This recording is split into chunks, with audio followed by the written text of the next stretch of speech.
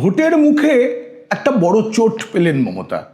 আসলে বিজেপি অপেক্ষা করেছিল ইস্তাহার, সেটার নাম মমতা বন্দ্যোপাধ্যায় দিলেও বিজেপি এবার ঠিক করে ইস্তাহার নয়। গত কয়েক বছর ধরেই ভোটের মুখে যে প্রতিশ্রুতি দিচ্ছিল বিজেপি, তার নাম ছিল সংকল্পপত্র, কিন্তু এবার সেই নাম হলো ভরসাপত্র।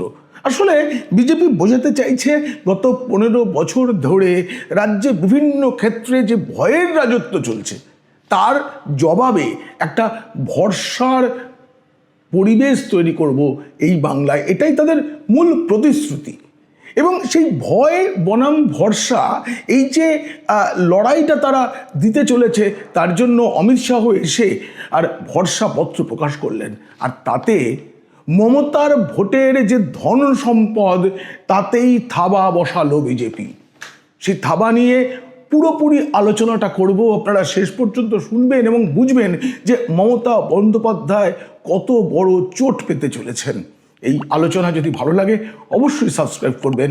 পিনাক্কি বলছে এখন কিভাবে মমতার ধনসম্পদে থাবা মারতে চাইছে বিজেপি, সেটা জানতে দেখুন ও শুনুন পিনাক্কি বলছে। আমাদের গর্বের মুখ্যমন্ত্রী, সততার প্রতীক, তিনি ভোট ঘোষণার পরেই তার দলের প্রতিশ্রুতি কী কী সেটা ঘোষণা করেছেন। আমরা দেখেছি সেই 10 দফা প্রতিশ্রুতি, তার মধ্যে যা যা কথা রয়েছে সেগুলো গত 15 বছরে হয়ে যাওয়ার কথা ছিল। এর মধ্যে অনেক কিছুই তিনি বলে দিয়েছিলেন যে আমরা গত 15 বছরে করে ফেলেছি, 100% কাজ হয়ে গিয়েছে, সেগুলোকেই আবার নতুন করে বলা হয়েছে। এই প্রেক্ষিতে দাঁড়িয়ে বিজেপি অনেক দেরি করে তাদের ভরসাপত্র বা ম্যানিফেস্টো প্রকাশ করলো। তার কারণ তারা অপেক্ষা করেছে যাতে এর পাল্টা তৈরি করতে না পারে শাসক দল। মমতা বন্দ্যোপাধ্যায় প্রচারে যেটা বেশি করে বলছেন, আমরা লক্ষ্মীর ভাণ্ডারের টাকা 500 টাকা করে বাড়িয়ে দিয়েছি, একই সঙ্গে আমরা যুবসাথীতে আরও 1500 টাকা করে প্রতি মাসে দেওয়া হবে, এই প্রতিশ্রুতি দিয়েছেন এবং সেটা শুরুও হয়ে গিয়েছে। এবং উল্লেখযোগ্য বিষয়, 13 বছর আগে যুবশ্রী প্রকল্পে এইরকমই 1500 টাকা বলা হয়েছিল। 13 বছর আগের এবং আজকের 1500 টাকার মধ্যে ভ্যালুয়েশনের কতটা ফারাক আপনারা জানেন। সেই 1500 টাকা মানে দৈনিক হিসাব করলে 50 টাকা এটা দিতে চাইছে। এই জায়গায় দাঁড়িয়ে বিজেপি কেমন ম্যানিফেস্টো করবে সেটা কিন্তু খুব চ্যালেঞ্জের ছিল এবং কৌতূহলের ছিল। আমি আপনাদের বলছি, বিজেপি 15টা প্রতিশ্রুতি দিচ্ছে। 1 নম্বর হচ্ছে অনুপ্রবেশ। বাংলায় সবচেয়ে বড় সমস্যা কিন্তু অনুপ্রবেশ, কারণ অনুপ্রবেশ বাংলার যে মাথাপিছু আয় তাতে ব্যাঘাত ঘটাচ্ছে। বাংলায় যে সম্পদ, জমি ইত্যাদি সবের মধ্যে ভাগ বসাচ্ছে বিদেশিরা এবং সর্বোপরি সরকারি প্রকল্পের সুবিধা নিচ্ছে। অনুপ্রবেশ বন্ধ হবে এবং অনুপ্রবেশকারীদের বিতরণ হবে। একেবারে স্পষ্ট করে এই কথাটা বলা হয়েছে এবং অমিত শাহ তা উল্লেখ করেছেন। এর আগে অমিত শাহ বিহারে যখন এসআইআর শুরু হয় তখন তিনি বলেছিলেন প্রথমে ডিটেক্ট করা হবে, তারপর তাদের ডিটেন করা হবে, তারপর তাদের ডিপোর্ট করা হবে। মানে প্রথমে চিহ্নিত করা, তারপর তাদের আটকে রাখা এবং তাদেরকে বাংলাদেশে ফেরত পাঠানো। এই একই কথা বাংলার ম্যানিফেস্টোতে বলা হলো। এরপরে বলা হয়েছে গত 15 বছরে তৃণমূল যত দুর্নীতি করেছে তার একটা শ্বেতপত্র প্রকাশ করা হবে। এরপরে কাটমানি সংস্কৃতি, সিন্ডিকেট রাজ, এগুলোর অবসান। সবচেয়ে বড় যে প্রতিশ্রুতি সেটা হচ্ছে আগামী 5 বছরের মধ্যে 1 কোটি কর্মসংস্থান, মানে চাকরি এবং স্বরোজগার। সেই সঙ্গে আপনারা জানেন 7ম পে কমিশন কার্যকর হবে বলা হয়েছে এতদিন ধরে এ রাজ্যে যে চাকরির পরীক্ষা হয়নি, কেউ চাকরি পায়নি, সেই যুবকদের পরীক্ষায়, সরকারি চাকরির জন্য যে পরীক্ষায় বসতে হয়, সেই পরীক্ষায় বসার বয়সসীমায় 5 বছরের ছাড় দেওয়া হবে। আরও বড় কথা যে এবার ধান, আলু চাষ, তাদের সুবিধা, মানে প্রতিটি ক্ষেত্রকে মৎস্যজীবীদের এই রাজ্যে যে অবস্থা আমি আগে বলেছি, কেরলে চলে যেতে হয়, সেটাকে আটকানোর জন্য আমাদের প্রধানমন্ত্রী মৎস্য সম্পদ যোজনা বলে একটি প্রকল্প আছে। সেই প্রকল্পের সুবিধা এ রাজ্যের মৎস্যজীবীরা পান না, অথচ এ রাজ্যে মৎস্যজীবীর সংখ্যা কিন্তু বিপুল, তাদেরকে সেটা দেওয়া হবে। এবং মাছ রপ্তানির হাব তৈরি করা হবে। এগুলো না অনেক কিছু আছে, ধর্মচরণ। উত্তরবঙ্গে এইমস হবে IIT হবে, IIM হবে বলে কথা দিয়েছেন। এছাড়া একটি বিশেষ বন্দে মাতরম সংগ্রহশালা হবে। আমি কিন্তু 15টা বললাম না, 15টা বললাম না এই কারণে, আসল ঘোষণাটা তো হচ্ছে মমতার ধন সম্পদে আঘাত, সেখানে থাবা। মমতা বন্দ্যোপাধ্যায় কোন ভোটে যেতেন সকলে বলে, এবং এটা হিসেবেও দেখা যায় 2 এক হচ্ছে মুসলিম, 2 হচ্ছে মহিলা ভোট। এই মহিলা ভোট কিন্তু হিন্দু মুসলিম নির্বিশেষে সকলে মমতা বন্দ্যোপাধ্যায়কে দেন বলে বিশ্বাস, এবং এর একটা বড় অংশ কিন্তু লক্ষ্মীর ভাণ্ডারের প্রতিশ্রুতি। এবং এখনো বলা হচ্ছে মমতা বন্দ্যোপাধ্যায় যে 1,500 টাকা করে দিচ্ছেন, এইটা ছেড়ে কে ভোট দিতে যাবে।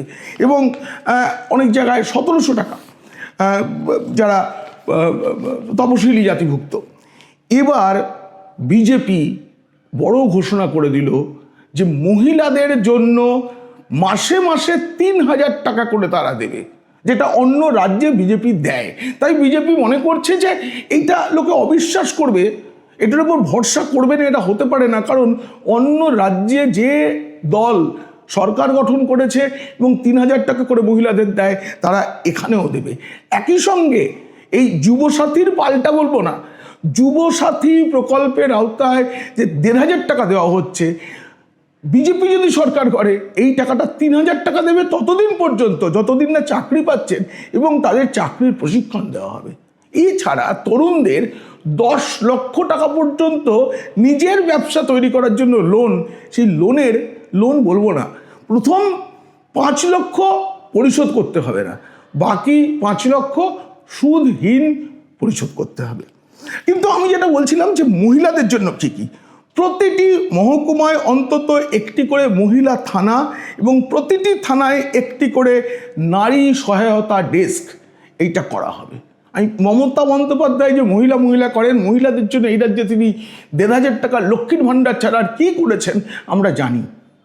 ধর্ষণ, নির্যাতন, তার সব কিছু তিনি মূল্য নির্ধারণ করে দিয়েছেন। সেই জায়গায় শহরের জনবহুল এলাকা ও প্রকাশ্য স্থানে টহল দেওয়ার জন্য মহিলা পুলিশদের নিয়ে বিশেষ স্কোয়াড, দুর্গা সুরক্ষা স্কোয়াড নামে একটি স্কোয়াড তৈরি করার কথা বলা হয়েছে। আর বলা হয়েছে মাতঙ্গিনী হাজরা এবং রানী শিরোমণির নামে রাজ্য পুলিশ বাহিনীতে 2টি বিশেষ ব্যাটালিয়ন তৈরি করা হবে, যেখানে শুধুই মহিলারা থাকবেন। আর একটা বড় সমস্যা আছে, এই রাজ্যে মহিলাদের আত্মরক্ষার প্রশিক্ষণ নেই। বিজেপির প্রতিশ্রুতিপত্রে বলা হচ্ছে যে এরপর তারা ক্ষমতায় এলে মহিলাদের আত্মরক্ষার প্রশিক্ষণ চালু করা হবে স্কুলে, কলেজে প্রভৃতি জায়গায়, যেটা কথার কথা ছিল সেটা হবে। বেসরকারি সংস্থাগুলোকে উৎসাহিত করা হবে যাতে রাজ্যের শিল্পনীতিতে মহিলাদের অগ্রাধিকার দেওয়া হয়। মানে বেশি বেশি করে বেসরকারি জায়গায় যদি মহিলারা চাকরি পান, তার জন্য বিজেপি সরকার উদ্যোগ নেবে বলে প্রতিশ্রুতিতে দাবি করা হয়েছে। সেই সঙ্গে কি করে করবে, সেটা তখনই করবে যদি সরকার করে, কারণ আপনি আচরি ধর্ম অপরে শিখাও। তো বিজেপি ঘোষণা করেছে ক্ষমতায় আসার পর রাজ্যের সরকারি চাকরির যে পদ, তার 33% মহিলাদের জন্য সংরক্ষিত হবে। এটা বিজেপি প্রতিশ্রুতি দিয়েছে। এরপরে দেখুন বলা হয়েছে সমস্ত সরকারি বাসে মহিলাদের টিকিট কিনতে হবে না, বিনামূল্যে যাতায়াত করতে পারবেন মহিলারা। মহিলাদের সশক্তিকরণ সেটা সমাজের জন্য কতটা জরুরি সেটা আমরা জানি। একজন সশক্তিকরণের পর একজন স্বাবলম্বী মহিলার সন্তান সবসময় স্বাবলম্বী হয়, শিক্ষিত মায়ের সন্তান শিক্ষিত হয়, এটা আমরা জানি। সেই পথে কর্মরত মহিলাদের সুবিধার্থে প্রতিটি জেলায় একটি করে মহিলা হোস্টেল তৈরি করা হবে। অঙ্গনওয়াড়ি ও আশাকর্মীদের মাসিক বেতন এখানে খুব কম, সেইটা বাড়ানোর প্রতিশ্রুতি দেওয়া হয়েছে। নাবালিকাদের ভবিষ্যৎ সুরক্ষিত করতে বাল্যবিবাহ রুখতে কঠোর পদক্ষেপ নেওয়া হবে। এই যে বিষয়টা এ নিয়ে আমি আগে প্রতিবেদন করেছি, এই রাজ্যে দেশের মধ্যে সবথেকে বেশি সন্তান প্রসবকালীন মৃত্যুর হার। তার কারণ এই রাজ্যের নাবালিকারা মা হচ্ছেন প্রচুর। প্রতি বছর মাধ্যমিক উচ্চ মাধ্যমিক পরীক্ষার সময় দেখবেন যে সন্তান কোলে নিয়ে পরীক্ষা দিতে বসেছে, কেউ 3 দিনের সন্তান তাকে নিয়ে প্রসূতি ছাত্রী তিনি পরীক্ষা দিচ্ছেন। এগুলো তো এ রাজ্যে হওয়ার কথা নয়। কন্যাশ্রী প্রকল্পের নিয়ম আছে যে বিবাহ না করা হলেই তিনি কন্যাশ্রীর টাকা পাবেন, কিন্তু দেখা হয় না। এই বিষয়টা রোধ করা হবে এবং ভাবতে হবে বাবা মায়েরা কেন মেয়েদের 18 বছর হওয়ার আগে বিয়ে দিয়ে দিচ্ছেন। নিরাপত্তার অভাব এটা আছে। এইটাকে রোখার জন্যও বিজেপি এখানে আর তাদের ভরসাপত্রের প্রতিশ্রুতি দিয়েছে। এবার মেয়েদের যে উচ্চশিক্ষায় যাবে, বাবা মায়েরা তো উচ্চশিক্ষায় দিতে পারেন না, অনেকেই আর্থিক অবস্থা আমরা সবার তো একরকম নয়, সেটা বুঝে স্নাতক স্তরে ভর্তির সময় এককালীন, শুধুমাত্র মেয়েদের এককালীন 50,000 টাকা দেওয়া হবে। স্নাতক স্তরে লেখাপড়া যাতে ভালো করে তিনি করতে পারেন তার জন্য এই ব্যবস্থার কথা বলছে। কিন্তু সবচেয়ে বড় ঘোষণা যেটা আমাদের দেশে এবং আমাদের রাজ্যে মেয়েদের জরায়ুর মুখে যে ক্যান্সার, এটা অত্যন্ত বাড়ছে কিন্তু কোনো নজর নেই। তার জন্য টিকাকরণ হয়, HPV টিকা। এই যে জরায়ু মুখের ক্যান্সার যাতে না হয় তার জন্য 40 বছর বয়সের আগেই মহিলাদের যদি টিকাকরণ করা হয় তাহলে এই সম্ভাবনা কমে যায়। বিজেপি ভরসাপত্রে লিখেছে 40 বছরের নিচে সব মহিলাদের HPV টিকাকরণ করা হবে। আপনারা জানেন এই রকম একটা প্রকল্প কেন্দ্রীয় সরকারও আনতে চলেছে, কিন্তু এ রাজ্যে তো অনেক কেন্দ্রীয় সরকারি প্রকল্প আসে যেগুলো এ রাজ্যে কার্যকর হয় না। এ রাজ্যে এখনো আয়ুষ্মান ভারত কার্যকর হয়নি, যেটা হলে 5 লাখ টাকা পর্যন্ত আমাদের চিকিৎসা বিনামূল্যে হতে পারে। এ রাজ্যে এখনো পর্যন্ত PM সূর্যঘর, যেটা হলে সরকারি পয়সায় বাড়ির ছাদে বসানো যাবে সোলার ব্যবস্থা এবং বিদ্যুৎ বিল 0 হতে পারে, এমনকি সেখানে যে বিদ্যুৎ উৎপাদন হবে সেটা বিক্রিও করতে পারবেন কেউ কেউ। এই সুবিধা তো এ রাজ্যে এখনো অবধি চালুই হয়নি। এই জরায়ু মুখ ক্যান্সার প্রতিরোধের সঙ্গে সঙ্গে ইদানিং মহিলাদের মধ্যে স্তন ক্যান্সার মারাত্মক রকম বেড়েছে, সেটা যাতে আগে থাকতে জানতে পারা যায় তার জন্য মহিলাদের বিনামূল্যে স্তন ক্যান্সার পরীক্ষার ব্যবস্থা করার প্রতিশ্রুতি দিয়েছে বিজেপি। আর সন্দেশখালী থেকে যত রকমের যতগুলি নির্যাতনের ঘটনা এখানে ঘটেছে সেই প্রতিটি ঘটনার দোষীকে জেলে পাঠানো, তার তদন্ত হওয়া এবং মহিলাদের বিচার দেওয়ার আশ্বাস দিয়েছে। এবার প্রতিশ্রুতি আশ্বাস এর ওপরেই তো নির্বাচন হয়, কিন্তু মমতা বন্দ্যোপাধ্যায়কে যেটা ভাবাচ্ছে যদি বিজেপি এই ম্যানিফেস্টো নিয়ে মানুষের দুয়ারে দুয়ারে গিয়ে বোঝাতে শুরু করে এবং সেখানে যদি উদাহরণ হিসেবে দেখানো হয় আশপাশের রাজ্যগুলোকে। দেখুন, 7ম বেতন কমিশন চালু হলে হয়তো মুষ্টিমেয় সরকারি কর্মীর লাভ হবে, পেনশনভোগীদের লাভ হবে বলে আমরা মনে করি, কিন্তু আমরা জানি না এই বাজারে এই টাকাটা এসে গেলে সর্বস্তরে তার প্রভাব পড়বে, তাদের মধ্যে ক্রয় ক্ষমতা বাড়বে। সরকারি কর্মীদের ক্রয় ক্ষমতা বাড়লে তখন তাদের বেতন কাঠামো বাড়লে বেসরকারি ক্ষেত্রের বেতন কাঠামো বাড়াতে বাধ্য হবে বিভিন্ন বেসরকারি প্রতিষ্ঠান। সব মিলিয়ে বিজেপির যে প্রতিশ্রুতি বা ভরসাপত্র তার উপরে মানুষ কতটা ভরসা রাখবেন আমি জানি না, কিন্তু তৃণমূল ভয় পাবে, ভয় পাচ্ছে। তার কারণ মহিলাদের যদি বিজেপি বোঝাতে পারে তাহলে কিন্তু কঠিন। এর আগের বারও বিজেপি বলেছিল, কিন্তু তখন বিজেপির কাছে এত বেশি উদাহরণ ছিল না যে অন্য রাজ্যে যেগুলো হয়েছে, লাডলি বহেন, লাখপতি দিদি, ড্রোন দিদি, এই যে প্রকল্পগুলো অন্য রাজ্যে এতটা সাফল্য পায়নি। এবার তো পেয়ে গেছে। গত 5 বছরে অনেক বদলে গেছে গোটা ভারত, অনেক বেশি নারীর ক্ষমতায়ন হয়েছে রাজ্যে রাজ্যে।